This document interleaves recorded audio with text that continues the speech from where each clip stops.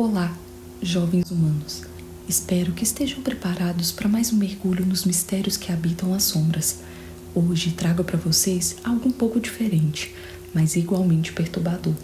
Histórias vividas por aqueles que enfrentam o desconhecido todos os dias, os policiais. Mas não se enganem, hein? Entre uma sirene e outra, eles se deparam com coisas que desafiam toda a lógica. Então, antes que um ruído estranho invada o silêncio da sua casa, deixe aquele like aqui no início. Vai que no meio do relato uma sombra espreita atrás de você e você não consegue voltar para deixar o like depois. Apague as luzes ou deixe acesas se acharem mais seguro. Respirem fundo e segurem firme, pois os relatos de hoje são de arrepiar até a alma mais corajosa. História 1. Ela está dentro da casa. Nunca fui um crente no paranormal, mas naquele dia eu fiz uma exceção. Eu atendi uma ligação feita por uma senhora idosa. Ela relatou que ficava vendo uma menina correndo pelo seu quintal e ela estava com medo de vandalismo ou talvez pior. No caminho, começou a chover como se não houvesse amanhã, com raios e trovões também. Quando cheguei na residência, ela apontou para onde estava o quintal e eu fui até lá. Tentei iluminar com a lanterna e perguntei: "Tem alguém aí? Saiam!" Mas nada. Tudo o que eu vi foi o som de um trovão alto lá atrás. Voltei para dentro da casa e a senhora, agora tremendo em um canto, me disse: "Ela está dentro da casa." Então ouvi um baque ao fundo e vi uma jovem, com cerca de uns 13 anos, correndo de um lado para o outro da casa. Rapidamente me movi em direção a ela e pedi para ela parar, mas então ela desapareceu bem na minha frente. Pensei que eram meus olhos me pregando uma peça. Mas então a senhora gritou: Lá está ela, bem lá fora." Virei-me para uma grande janela que dava para o quintal, e lá estava ela, correndo por aí. Mas como ela passou por mim para sair pela porta dos fundos? Saí imediatamente e ela tinha desaparecido de novo. Depois que não consegui encontrar nada e sem nenhuma explicação lógica, contei à senhora que a menina teria fugido e que eu não consegui pegá-la devido ao clima. Pedi que ela se acalmasse. Alguns meses depois, eu descobri que a senhora idosa havia falecido e algumas pessoas novas haviam se mudado para sua antiga casa. Pouco tempo depois, a central recebeu uma ligação da mesma casa. Os novos inquilinos relataram uma jovem correndo no quintal deles e aparecendo de repente dentro da casa deles. Deixei outra pessoa atender essa ligação. História 2. A Marcha da Morte. Meu pai trabalhava como agente penitenciário em uma prisão rural. Ele dirigia pelo perímetro da propriedade durante todo o seu turno, onde verificava se havia presidiários fugitivos em prédios vazios. Geralmente, era um trabalho bem chato. Uma noite, meu pai estava estacionado em uma colina, lendo uma revista, quando começou a sentir um tremor no corpo. Ele descreveu isso como a sensação de que você tem quando os alto-falantes tocam uma música com um grave muito pesado. Ele largou a revista e olhou no espelho retrovisor, onde viu alguém do lado de fora da caminhonete. Ele pegou sua pistola e saltou da caminhonete com a arma em punho. Do lado de fora da caminhonete, ele percebeu que era uma procissão de nativos americanos andando pelo caminhão e diretamente através do seu assento, apenas para desaparecer no local exato onde ele estava sentado. Ele contou que para ele estava claro que eram fantasmas, porque muitos deles pareciam feridos.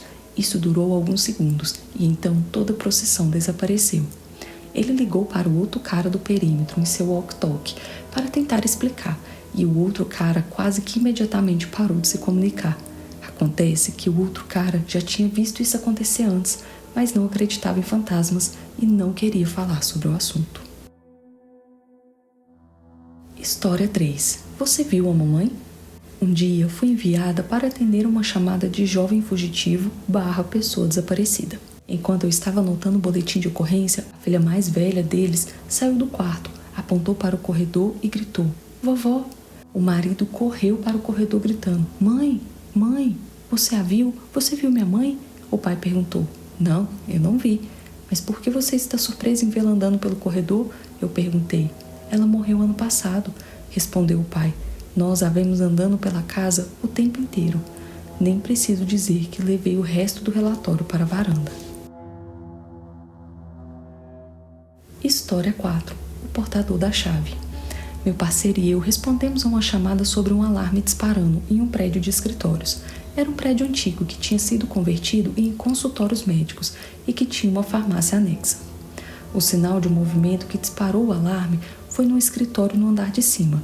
Depois que o portador da chave chegou, entramos para proteger o local. A porta que levava às escadas estava trancada e o portador da chave estranhamente não tinha chaves para ela. Então, pegamos o elevador até o segundo andar. Depois de sair do elevador, nos deparamos com um longo corredor cheio de nada, além de escuridão, exceto por uma luminária no teto no final do corredor. Enquanto seguimos, verificamos as portas que até então estavam todas seguras. Chegamos ao último escritório e ele estava destrancado.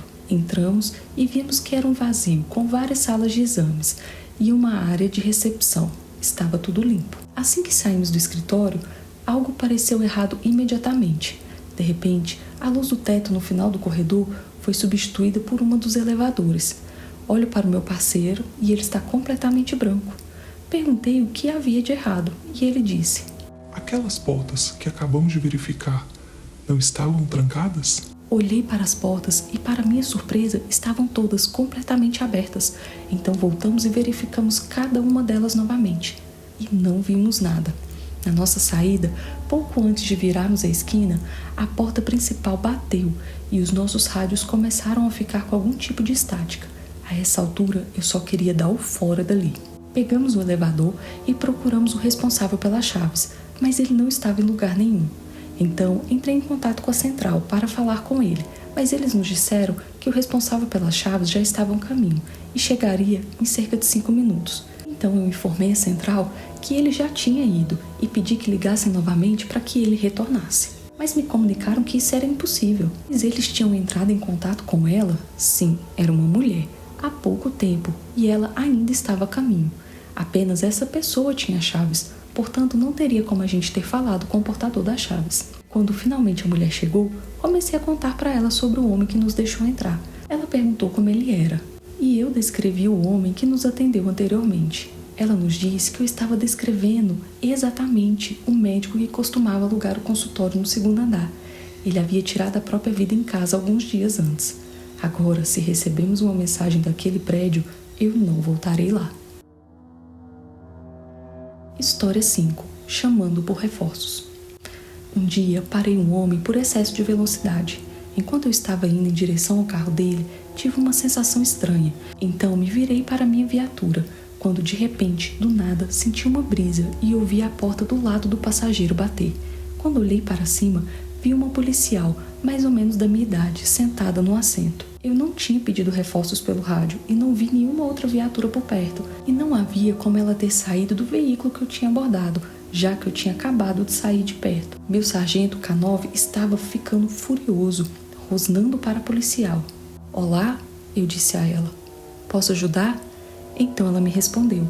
Ele tem uma arma ao lado do assento. Virei-me por uma fração de segundos para ter certeza de que o carro ainda estava lá. E quando me virei, ela havia desaparecido. Fui em direção ao carro e prendi o homem na cena, revistei o banco e lá estava a arma, sobre a qual ela havia me avisado. Quando levei, descobri que estavam procurando por ele, pelo assassinato de uma jovem policial, que ele havia matado há 20 anos atrás. Ele foi condenado à prisão perpétua por seu crime. História 6. Justiça do túmulo. Era meu segundo ano como policial do estado de Oregon. Enquanto eu estava no carro da polícia com meu parceiro, uma chamada da central chegou sobre um homem apontando uma arma para a cabeça de uma mulher. Então imediatamente nos dirigimos até o local. Quando chegamos lá, havia uma mulher chorando e repetindo várias vezes: Ele atirou em mim, ele atirou em mim. Ele não atirou em você, respondemos. Mas ela continuou falando sobre isso. Perguntamos se ela tinha algum familiar por perto para onde pudesse ir e ficar, e ela disse que não. Ela não nos permitiu levá-la para nenhum outro lugar. Então, depois de um tempo, perguntamos se ela ficaria bem sozinha. Ela disse que sim. Então, como o homem em questão nunca foi visto, deixamos a cena. No final do nosso turno, contamos aos outros despachantes e policiais sobre a ligação estranha. Então, um deles decidiu procurar a mulher, e o seu rosto ficou pálido. Acontece que a mulher havia morrido nas mãos do marido, que atirou em sua cabeça 6 anos antes do nosso encontro, e ele nunca foi pego. Decidimos seguir em frente e ficar em silêncio sobre o que descobrimos. 2 anos após o incidente, eu estava treinando um policial novato, quando recebi uma ligação da mesma casa. Era da mesma mulher. Então eu tive que ir lá e descobrir o que realmente estava acontecendo. Quando chegamos lá, nossos rádios estranhamente começaram a crepitar quando nos aproximamos dela. Ela simplesmente apontou para o interior da casa e disse: Ele está lá dentro. Nós sacamos as armas e encontramos o homem dentro da casa, o mesmo homem que havia atirado na mulher antes. Ele pegou 20 anos pelo assassinato dela e nunca mais ouvimos outra ligação daquela casa, até hoje. Essa história ainda me assombra e eu me pergunto, foi uma coincidência termos encontrado o homem? Ou foi ela nos apontando para seu assassino? Acho que ela finalmente conseguiu descansar em paz. História 7. Estrada perigosa. Meu pai, que é aposentado agora, era oficial da polícia de Bihar. Ele tem muitas histórias, mas essa aqui é fascinante e me lembro muito bem. Ele foi colocado em um distrito que fica logo na fronteira de Bengala. Há uma estrada que liga a parte oriental da Índia e vai até Bangladesh. Uma vez, durante o inverno, ele começou a receber muitas reclamações sobre caminhões derrapando para fora da estrada, com um pouco mais de frequência. Houve poucos acidentes também. Ele ignorou isso completamente, achando ser por conta da estação e da neblina. Como não houve mortes resultantes desses acidentes, ninguém se incomodou muito. No verão, ele ainda estava recebendo reclamações sobre os acidentes frequentes. Isso meio que o deixou um pouco curioso. E nessa época, havia poucos operadores de computadores envolvidos. Meu pai então pediu que eles coletassem dados nos últimos anos e descobrissem se havia ou não uma relação entre a estação e os acidentes. Mas ele não teve sorte, quase não houve diferença no número de acidentes, exceto que todos os acidentes foram relatados a menos de 100 metros da rodovia. É também aí que a estrada passa a ser reta. Curiosamente, havia uma curva 300 a 400 metros atrás. Se os caminhões derrapassem ou saíssem da estrada, esse era o local. Outra coisa foi que não houve relatos de incidentes envolvendo carros, jipes, etc. Além disso, o tempo registrado era sempre 2 e 3 horas da manhã. Isso não fazia sentido, então ele decidiu ir pessoalmente no local por alguns dias. Um posto policial temporário foi construído um pouco antes da curva para protegê-los de qualquer acidente que pudesse acontecer. Por lei, um caminhoneiro que sai da estrada em qualquer área não designada pode ser multado e pode ser até preso. Ele estava com sorte. Logo no primeiro dia, um caminhão saiu da estrada no mesmo local. Quando seus subordinados levaram um motorista para interrogatório, o motorista estava bêbado. Ele não tinha utilidade e também disse que não se lembra de nada e poderia ter só cochilado. Nos 15 dias seguintes, porém, houve mais 20 acidentes e quase todos tiveram a mesma explicação. De repente, eles avistaram 5 a 6 meninas de bicicleta em frente ao caminhão e, para evitar acidentes, eles acionavam os freios e alguns derrapavam. No início, é claro, meu pai não acreditou na história, pensando ser apenas uma desculpa coletiva, ensaiada para evitar as multas. Mas quando todo mundo contou a mesma história, ele não teve outra opção senão aceitar. Mais tarde, ele procurou por arquivos antigos dessa mesma área e, surpreendentemente, descobriu que no mesmo local em que os acidentes são relatados, um acidente real aconteceu há muitos anos, onde um caminhão com velocidade excessiva havia atropelado algumas meninas indo para a escola de bicicleta. Ei, psiu! Ainda estão aí, jovens humanos? Será que tiveram coragem de chegar até o fim? Se conseguiram, deixe aqui nos comentários. Sou um humano destemido. Se você tiver uma história assustadora para contar, manda para mim. O e-mail tá aqui na descrição do vídeo. Quem sabe sua história não aparece por aqui. E se gostaram do vídeo, não esqueçam de curtir, compartilhar e se inscrever no canal para não perder nenhum relato sombrio. E se não se inscreverem, é um sussurro para uma ronda silenciosa de madrugada. Você vai escutar passos que não são seus e perceber que às vezes o perigo não usa uniformes e nem algemas. E é isso. Por hoje é só, meus jovens humanos. Tenham bons pesadelos, meus bebês.